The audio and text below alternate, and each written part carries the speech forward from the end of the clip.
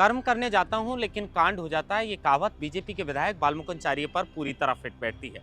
एक वीडियो उनका वायरल है जिसमें तिरंगे से नाक और पसीना पहुंच रहे हैं, उस पर भी बातचीत करेंगे। लेकिन सचिन पायलट हो या किरोड़ीलाल मीणा हो, लगातार हनुमान बेनीवाल तंज कस रहे हैं और कह रहे हैं कि युवाओं को अकेला छोड़कर अब ये दो दिग्गज नेता कहां चले गए। लेकिन बड़ी बात है कि हनुमान बेनीवाल ने अकेले युवाओं के साथ इस मोर्चे को संभाला हुआ है। शहीद स्मारक पर इस तेज धूप के अंदर हनुमान बेनीवाल राजस्थान के बेरोजगार युवाओं के साथ हैं और कह रहे हैं कि 1 लाख बच्चों की रैली निकालेंगे और भजनलाल शर्मा की ईंट से ईंट बजा डालेंगे। एक वीडियो आपको वीडियो के अंत में, खबर के अंत में ऐसा भी दिखाएंगे जिसको सुनकर आप माथा पकड़ लेंगे कि भाई कैसे कैसे बच्चों को थानेदार बना दिया। एक लड़की जो राजेश्वरी बिश्नोई है, जिसके मॉक इंटरव्यू का वीडियो अब वायरल है, जिसमें जितने भी सवाल उससे पूछे गए, शायद वो 5वीं क्लास का बच्चा भी होता तो सही तरीके से जवाब देता, लेकिन इन्होंने एक भी सवाल का जवाब सही नहीं दिया। उसके बाद भी ये थानेदार बन गई फर्जी तरीके से। इनमें इतने अच्छे गुण थे, इन्होंने कहा कि मेरे अंदर थानेदार बनने के सारे गुण हैं मॉक इंटरव्यू के अंदर। और पेपर कैसे लीक करवाया जाता है, पेपर में जो है वो लीक पेपर से पढ़कर कैसे थानेदार बना जाता है, वो गुण भी इनके अंदर थे। लेकिन ये एसओजी के हत्थे चढ़ गई। वीडियो आपको अंत में बताएंगे। लेकिन एक ऐसा कलयुगी बेटा जो अपनी माँ की मौत पर चिता पर लेट जाता है और कहता है कि पहले माँ के पैरों के चांदी के कड़े मुझे ला कर दें तो मैं अंतिम संस्कार होने दूंगा। ये वीडियो सोशल मीडिया पर वायरल है, इस पर भी बातचीत करेंगे। लेकिन उदयपुर के अंदर अचानक देर रात तनाव जैसी स्थिति बन गई।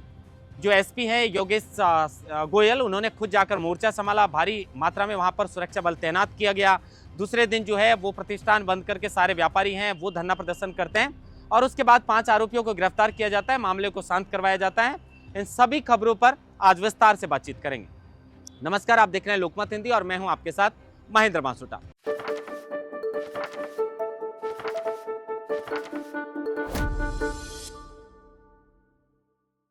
सचिन पायलट और किरोड़ीलाल मीणा, ये बीजेपी और कांग्रेस के दो ऐसे नेता हैं जो हमेशा हर गरीब के, वंचित के, शोषित के, बेरोजगार जो हैं उनके मुद्दे को लेकर ये हमेशा मुखर नजर आते थे। कांग्रेस सरकार में, अपनी ही सरकार में सचिन पायलट ने आरपीएससी को भंग करने के लिए अजमेर से लेकर जयपुर तक जनसंघर्ष यात्रा निकाली और इसके पुनर्गठन की मांग की अपनी सरकार में होने के बावजूद। तो वहीं कैबिनेट मंत्री किरोड़ीलाल मीणा ने अपनी सरकार में होने के बाद, कैबिनेट मंत्री होने के बाद इन बेरोजगार युवाओं के लिए मांग की कि सब इंस्पेक्टर भर्ती को रद्द करना चाहिए। इसमें बड़े स्तर पर धांधली हुई है और किसी भी तरीके का कोई भी मुद्दा हो, किरोड़ीलाल मीणा हमेशा मुखर नजर आते हैं। लेकिन अब हनुमान बेनीवाल राजस्थान में जयपुर के शहीद स्मारक पर बेरोजगार युवाओं के साथ धरने पर बैठे हैं और वो कह रहे हैं कि ये दो नेता अब अचानक कहां गायब हो गए, युवाओं का साथ कैसे छोड़ गए। लेकिन जो भी हो, हनुमान बेनीवाल राजस्थान के बेरोजगार युवाओं के साथ हैं, लगातार सब इंस्पेक्टर भर्ती को रद्द करने की मांग कर रहे हैं और कह रहे हैं कि भजनलाल शर्मा की तो मैं ईंट से ईंट बजा डालूंगा। 1 लाख लोग जो हैं, 1 लाख बच्चे, उनकी मैं रैली निकालूंगा, क्योंकि भजनलाल जी सोचते हैं कि मेरे साथ युवाओं की फौज नहीं है। लेकिन बड़ी बात है कि सब इंस्पेक्टर भर्ती में हाईकोर्ट से राजस्थान सरकार को फटकार लगी और कहा है कि 10 दिन में जवाब नहीं दिया तो पेनल्टी भी लगाई जाएगी।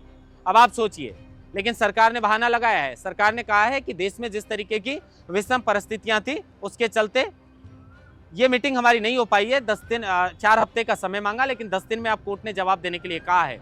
अब अगर बात करें उदयपुर हिंसा के बारे में, उदयपुर के अंदर दरअसल समुदाय विशेष के 2 लड़के एक सब्जी की दुकान पर जाते हैं।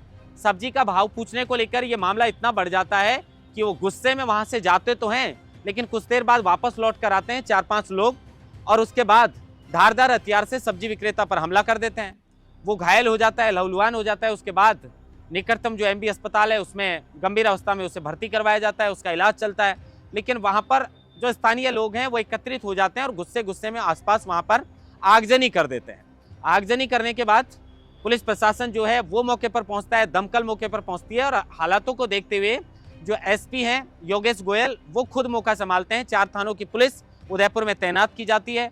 जो भीड़ थी वहां पर उसको तितर बितर करने का काम किया जाता है और उसके बाद दूसरे दिन सुबह जो सारे व्यापारी हैं वो अपने प्रतिष्ठानों को बंद करते हैं और विरोध करते हैं कि भाई आए दिन जो समुदाय विशेष के लोग हैं वो हमारे लोगों पर हमला करते हैं, इस तरह की हरकतें करते हैं और हम इससे तंग आ गए हैं। उसके बाद पुलिस ने जो है वो 5 आरोपियों को तुरंत प्रभाव से डिटेन किया है, मामले को शांत करवाने की कोशिश की है। लेकिन जो मुख्य आरोपी है वो अभी भी पुलिस की गिरफ्त से बाहर है। अगर उसके अलावा 3 मई का एक वीडियो है जो फिलहाल सोशल मीडिया पर जमकर वायरल है। हर कोई इसकी चर्चा तो क्या ही कहेंगे, हर कोई इसकी निंदा कर रहा है। निंदा करने की वजह यह है कि माँ एक ऐसा शब्द होता है जिसमें पूरा संसार अपने आप में समाया होता है। लेकिन ये कलयुग है जनाब, और कलयुग में एक कलयुगी बेटे ने ऐसा उदाहरण दिया है कि उसके 80 वर्षीय माँ का निधन हो जाता है। निधन होने के बाद जब उसे शमशान घाट के अंदर ले जाया जाता है तो छोटा बेटा जो ओम प्रकाश है वो अचानक चिता के लिए जो लकड़ियाँ लगाई जाती है उस पर लेट जाता है। वो कहता है कि पहले माँ के पैरों के जो कड़े हैं वो मुझे ला कर दो तो मैं अंतिम संस्कार होने दूंगा। दरअसल जो 80 वर्षीय माँ है वो बड़े बेटे गिरधारी के साथ रहती थी, लेकिन छोटा बेटा जो गांव में दूर कहीं रहा करता था, जायदाद को लेकर इन दोनों भाइयों में पहले भी विवाद हो चुका था। अब शमशान घाट के अंदर दाह संस्कार के अंदर इस तरीके का जो मामला देखकर लोगों ने उसको काफी समझाने का प्रयास किया, लेकिन वो तो जिद पर अड़ गया कि पहले मुझे तो गहने ला कर दो तभी मैं अंतिम संस्कार होने दूंगा। उसके बाद घर किसी को भेजा जाता है, गहने मंगवाए जाते हैं, छोटे बेटे ओम प्रकाश को दिए जाते हैं और उसके बाद में वो अपनी माँ का अंतिम संस्कार होने देता है। उसके बाद ये वीडियो सोशल मीडिया पर जमकर वायरल है। 3 मई का ये वीडियो बताया जा रहा है। जयपुर ग्रामीण के कोटपुतली शाहपुरा इलाके की लीला का बास जो है उसकी ढानी का ये वीडियो बताया जा रहा है, और इसको लेकर हर कोई कह रहा है कि ये तो घोर कलयुग आ गया, ये कलयुगी बेटा कैसा है जो अपनी माँ के अंतिम संस्कार को रुकवा देता है। खैर, उसके अलावा अगर हम बात करें, राजेश्वरी बिश्नोई हैं, उसका एक मॉक इंटरव्यू है, वो एसआई बनने से पहले का है मॉक इंटरव्यू, और उसमें उससे कई सवाल पूछे जाते हैं। जब उससे इंटरव्यू पूछने वाला कहता है कि भाई आपसे इतिहास के बारे में हम सवाल पूछ लें, तो वो कहती हैं कि हाँ पूछ लीजिए सर, आप मुझसे जालोर के इतिहास के बारे में पूछे। वो नहीं कि भारत के इतिहास की हम बात कर रहे हैं, कि अगर इस तरीके के लोगों को थानेदार बनाते हैं फर्जीवाड़े से, और इस तरीके से जिस तरह के हालात विगत 10-15 वर्षों से राजस्थान में बने हुए हैं कि पैसे दे दो नौकरी लग जाओ, अब युवा भी ये सोचने लगे कि भाई अगर नौकरी लगना है तो पैसे ही देने पड़ेंगे, फर्जीवाड़े से ही नौकरी लगेंगे। ईमानदारी से जो बच्चे तैयारी करते हैं, जो बच्चे मेहनत करते हैं, उनका भरोसा लगातार उठता जा रहा है। और अब जब राजस्थान में बीजेपी की सरकार ने इसी मुद्दे को भुनवाकर सत्ता में आई है तो बीजेपी से बहुत सारी उम्मीद है।